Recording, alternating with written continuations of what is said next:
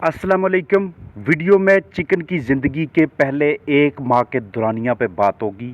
कि जिसमें उनकी देखभाल, वैक्सीन, अद्वियात और दीगर अवामल के ऊपर रोशनी डालने का मकसद ये होगा कि आपके लिए उन्हें पहला पूरा महीना संभालना किसी भी वाले से मुश्किल ना रहे। और साथ साथ आपको ये भी बताऊंगा कि किन अवामल को देख के, किन ज़ाहरी अलामात को देख के आप ये अंदाज़ा लगा पाते हैं, आप ये तज्जिया कर लेते हैं कि आप अपने चिकन्स को बिल्कुल दुरुस्त रास्ते पे और ठीक टाइम पे अच्छी अचीवमेंट के साथ लेके जा रहे हैं। 238 ग्राम औसत जिस्मानी वज़न वाला ये चिकन ठीक 30 दिन पहले 32 ग्राम का था। अब यहाँ से सबसे पहला और सबसे अहम स्टेप आपको समझाने की कोशिश करता हूँ कि जब आपके पास चूज़ा आता है तो आपको ये शऊर होना चाहिए कि इसकी ज़िंदगी का वो मरहला कब आएगा कि जब ये बज़ाते खुद इस काबिल होगा कि माहौलियाती तनाव का मुकाबला कर सके, मुख्तलिफ़ अक़साम के जरसूमों के ख़िलाफ़ जंग लड़ सके और अपना जिस्मानी दर्जा हरारत खुद बरकरार रख सके। तो इसके लिए मैं आपके साथ शेयर करता चलूँ कि जैसे ही 11वां, 12वां या 13वां दिन आता है, आपके चिक्स का बरसा बनना शुरू हो जाता है। अब बरसा क्या है कि हम में से अगर किसी भाई ने गंबोरो जैसी बीमारी का मुकाबला किया हो, अपने चिक्स में इस तरह की बीमारी देखी हो और उन चिकन्स का पोस्टमार्टम किया हो, तो वो देखेगा कि जहाँ से चूज़ा बीट करता है वहाँ पे साथ ही एक छोटा सा उज़्व बना होता है, राउंड सा, वो फूलना शुरू हो जाता है, उसके अंदर खून इकट्ठा हो जाता है, उसके अंदर बहुत ज़्यादा चीज़ी किस्म का चिकनाई वाला मटेरियल बनना शुरू हो जाता है। इसके अलावा गंबोरों की दूसरी अलामात भी होती हैं जब हम चिकन का पोस्टमार्टम करते हैं। तो ये सारी बातें मैं आपको इसलिए बता रहा हूँ कि वो जो बरसा होता है, जैसे ही वो आपके चिकन में बनना शुरू होता है, वैसे ही उसकी अपनी इम्यूनिटी भी डेवलप होना शुरू हो जाती है। वैसे ही उसकी अपनी क़ुव्वत मदाफ़त भी मुकम्मल तौर पे परवरिश पाना शुरू हो जाती है, मुकम्मल उसकी नशो-नुमा शुरू हो जाती है। उससे पहले का इसका जितना मरहला होता है, ये डिपेंड कर रहा होता है उस बंदे के ऊपर जो इसकी देखभाल कर रहा होता है। तो इसका मतलब क्या हुआ कि बहुत ज़्यादा क्रिटिकल डेज़ वही होते हैं कि जब इसकी अपनी इम्यूनिटी डेवलप नहीं होती। अब बरसा के अलावा और भी दूसरी जगहों पे इसकी अपनी इम्यूनिटी बनना शुरू हो जाती है। तो बरसा बनने से पहले इसके अंदर जो क़ुव्वत मदाफ़त होती है वो मैटरनल एंटीबॉडीज़ के थ्रू आती है, वो इसमें योक के ज़रिए आती है, ज़र्दी के ज़रिए माँ की तरफ से आती है। लेकिन ये ताकत हमारे चिकन्स को उस लेवल तक नहीं पहुंचाती कि जिसका इस्तेमाल करके ये माहौलियाती तनाव का, जरसूमों का और दूसरे आर्ज़ों का बआसानी मुकाबला कर सकें। इसलिए हमें आगाज़ में इनका बॉडी टेम्परेचर मेंटेन करने के वाले से शुरू में पहले दिन पे 34.5 से 35, फिर उसके बाद रोज़ाना की बुनियाद पे आधा डिग्री सेंटीग्रेड कम करते करते तकरीबन 12वें, 14वें या 15वें दिन पे हम इनको 30 डिग्री पे या 29 पे या 28 पे भी लेके आ जाएं, तो वहाँ पे भी ये अपने आप को कंफर्टेबल महसूस करना शुरू कर लेते हैं। अब आगाज़ में आपके लिए सबसे ज़्यादा अहम चीज़ ये होती है कि आप इनके नीचे जो लिटर मटीरियल बिछा रहे हैं, ये शुरू में डे 1, डे 2 और डे 3 पे इसके नीचे आपने जो चिक पेपर यानी कि ब्रूडिंग पेपर बिछाया हुआ है, उसकी मैनेजमेंट किस तरह से करते हैं। शुरू में जो चूज़े आपके होते हैं उनमें अक्सर डायरिया हो जाना एक आम बात होती है, क्योंकि अंदर इतनी इम्यूनिटी नहीं होती। तो इस वजह से ज़रा से माहौलियाती तनाव, मौसम थोड़ा सा सर्द गर्म हुआ तो इनके अंदर डायरिया हो जाना, इसहाल हो जाना, ये एक नॉर्मल चीज़ होती है। लेकिन ये उस वक़्त ख़तरनाक सूरत-ए-हाल अख्तियार कर जाती है जब हम पैरामीटर्स को, माहौल को, मैनेजमेंट को ठीक नहीं करते और इन्हें जल्दी से जल्दी इस मुहलिक मर्ज़ से बचाते नहीं।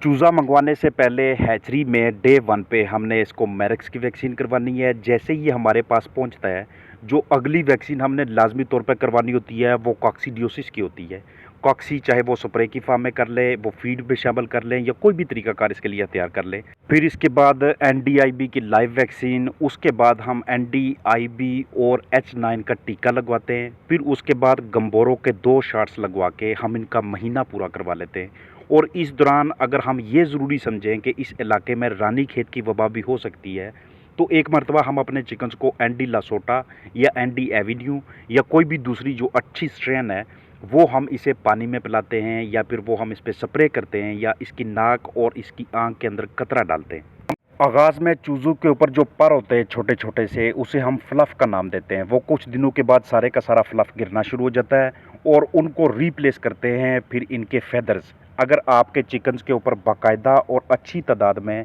फेदर्स नज़र आना शुरू हो जाए, आपको उसका पूरे का पूरा जिस्म आपको ढांपा हुआ नज़र आए, तो इसका मतलब ये होता है कि आप देखभाल को ठीक सिमत में लेके चल रहे हैं। आप जो इसे स्टार्टर ग़िज़ा दे रहे हैं वो भी बिल्कुल प्रोटीन के हिसाब से, एनर्जी वैल्यू के हिसाब से और बाकी ग़िज़ाई अज्जा के हिसाब से इनके लिए मौजूद फीड है। आपने आगाज़ में स्टार्टर फीड इनको कम से कम 4 हफ्तों के लिए लाजमी देनी है, क्योंकि शुरू में चूज़ों को अपने वज़न के लिए, अपने जिस्मानी नशोनुमा के लिए, हड्डियों की मजबूती के लिए और माहौल के मुख्तलिफ़ अक़साम के जो तनाव होते हैं उनका मुकाबला करने के लिए कम से कम 18 से 20% प्रोटीन रिक्वायर्ड होती है। और ये सारी की सारी प्रोटीन, ये सारी एनर्जी वैल्यू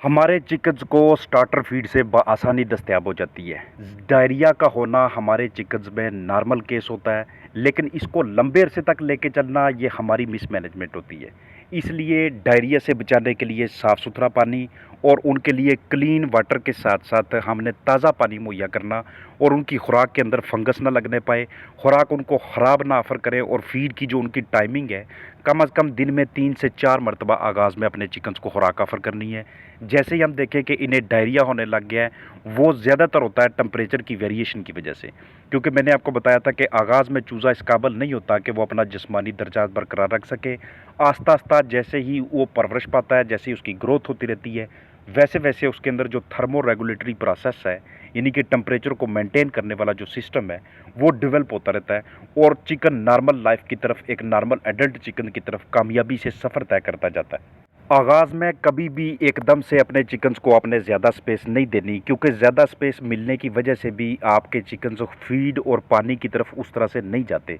और ज़्यादा स्पेस बाज़ उनका अपना जिस्मानी दर्जा बरकरार रखने के वाले से भी डेंजरस होती है। क्योंकि अगर हमारी मैनेजमेंट फेल हो जाए, अगर पावर फेलियर हो जाए या इस तरह का कोई सिस्टम हो जाए, तो डायरिया के साथ साथ हमारे चिकन्स को अपना जिस्मानी दर्जा भी बरकरार रखना बहुत मुश्किल हो जाता है। इसलिए शुरू में 0.25 स्क्वायर फुट जगह देने के बाद 2 दिनों के बाद या 1.5 दिन के बाद आप उनकी जगह को 0.3 स्क्वायर फुट या 0.35 पे लेके जाते। करते करते 1 माह के बाद आप अपने चिकन्स को आधा स्क्वायर फुट यानी कि 0.5 स्क्वायर फुट पर बर्ड के ऊपर या मैक्सिमम 0.6 स्क्वायर फुट पर बर्ड के ऊपर लेके जाते हैं। इससे ज़्यादा अपने से स्पेस नहीं देनी। बाज़ का अगर ये देखें कि अब हमारे चिकन्स काफ़ी हद तक अपनी जिस्मानी नशोनुमा में भी ठीक जा रहे हैं, लेकिन हम उनका जिस्मानी दर्जा बरकरार रखने के वाले से, उनको अच्छी वेंटिलेशन देने के वाले से नाकाम है, तो उस केस में आप उनकी जगह को बढ़ा सकते हैं। अगर मैं रोशनी की बात करूं तो रोशनी का दौरानिया आप अपने चिकन्स को पहले 24 से 32 घंटे या 48 घंटे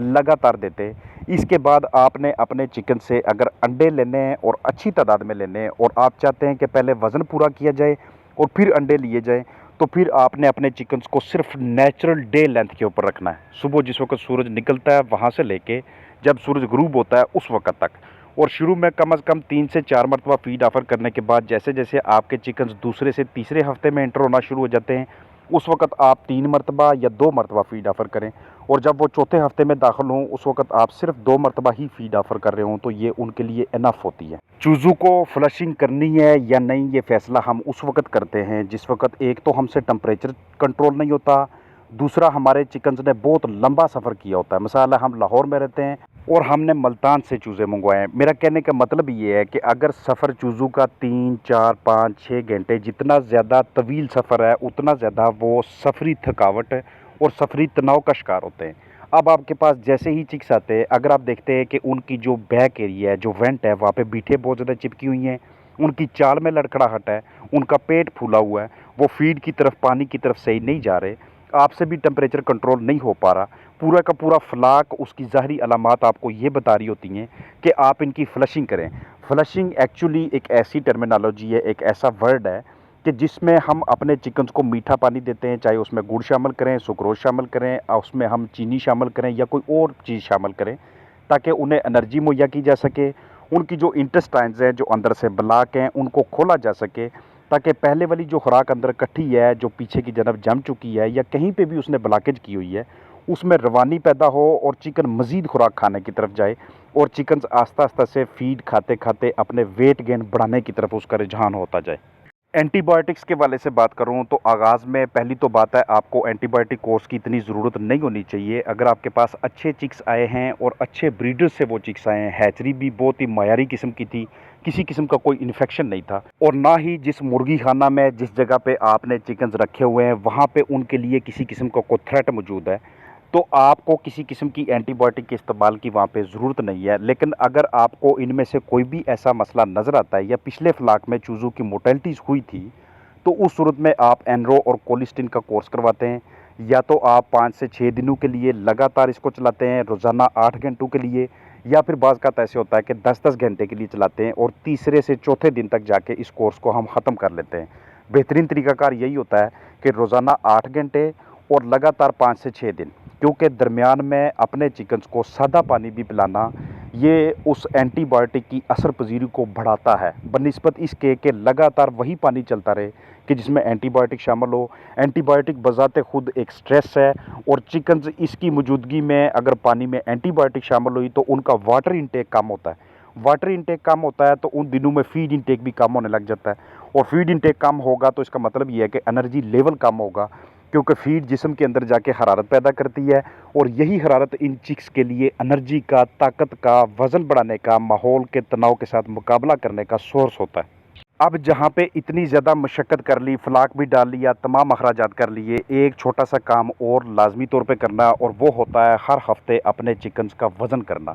क्योंकि अगर आप वज़न नहीं करेंगे तो आपको ये आइडिया कैसे हो पाएगा कि पिछले हफ्ते की सारी मैनेजमेंट ठीक रही है या ख़राब रही है। ये वज़न आपको बताता है, ये आपके चूज़ों की यकसानियत आपको बताती है कि आप अपनी मैनेजमेंट को किस तरफ लेके जा रहे हैं। अगर तो पिछले हफ्ते अच्छा वज़न आया तो इसका मतलब है फीड भी ठीक है, तमाम पैरामीटर्स ठीक है, मैनेजमेंट बहुत अच्छी चल रही है। अगर ख़राब वज़न आया या वज़न नहीं आया, पहले जितना ही था मेंटेन रहा है, तो इसका मतलब ये होता है कि अब हमें अपनी सारी की सारी मैनेजमेंट का तज्ज़िया करने की ज़रूरत है, और कहाँ पे हमने तब्दीली करनी है उस चीज़ की ज़रूरत है। एक एक बर्ड को पकड़ के मुख्तलिफ रैंडम सैंपल्स लेके उनका बॉडी वेट करते हैं, उनकी चूंच को बाकायदा देखना, कलगी आंखों की शाइनिंग को देखना, नीचे की जानब उनके परों को खोल के या उनके पंजों को अपने सामने रख के ये देखना कि कहीं पे इनके अंदर को हल्का फुल्का चंडी जैसा मसला तो नहीं बन रहा। अगर आपके चिकन्स के नीचे जो तलवे हैं वो बहुत ज़्यादा सख्त होना शुरू हो गए हैं, या उनके अंदर किसी किस्म की छोटी मोटी रोड़ियाँ दंसना शुरू हो गई हैं, तो इसका मतलब ये होता है कि आपकी मैनेजमेंट में ख़राबी है, आपने नीचे जो लिटर मटेरियल बिछाया हुआ है वो इनके लिए कंफर्टेबल नहीं है।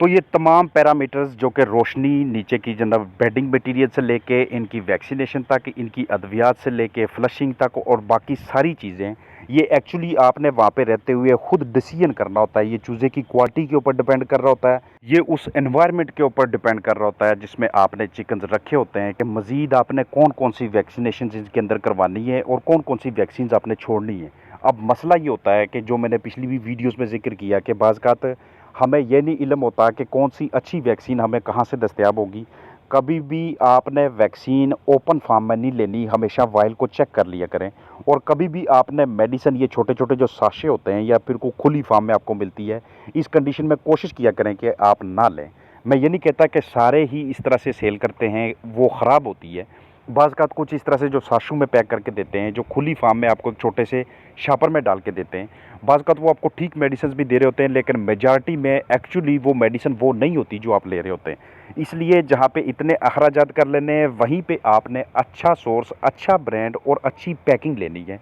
चाहे वो वैक्सीन की हो, चाहे वो मेडिसिन की हो, और चाहे वो फीड बैग की बात हो। पहले पूरे महीने में जहाँ पे दूसरे चैलेंजेस होते हैं, वहाँ पे इकोलाई का भी बड़ा मसला होता है। अगर आप अपने चूज़ों की, जहाँ जिनकी मोर्टेलिटी होती है, उनको खोल के देखें आप, तो उनके अंदर बाकायदा आपको इकोलाई की ग्रोथ नज़र आती है, वाइटिश सा मटेरियल नज़र आता है। ये एक माह के चिकन के परों को खोल के उसकी अंदर की जानब देखना कि कहीं पे उसे कीड़ियाँ वगैरह या इस तरह की कोई दूसरी चीज़ें तो नहीं चिमट रही हैं, क्योंकि ये उसका खून चूसना शुरू कर देंगी, ये उसे लगातार स्ट्रेस के अंदर रखेंगी और ये उसको ग्रोथ नहीं करने देंगी। आस्ता आस्ता वो अनीमिक होता जाएगा, उसके जिस्म से खून की कमी होने के साथ साथ एक टाइम ऐसा आएगा कि आपके फ्लाक में से अमवात ख़त्म नहीं होंगी और आपको ढेर सारे नुकसानात का सामना करना पड़ता है। तो ये वो छोटे छोटे मैनेजमेंटल एस्पेक्ट्स होते हैं, पहलू होते हैं, कि जिनके ऊपर अपने खास नज़र रख के पहले पूरे महीने में अपने चिकन्स को बेहतरीन वेट की तरफ लेके जाना होता है। और याद रखिएगा कि जितनी अच्छी मिकदार में वज़न आता जाता है,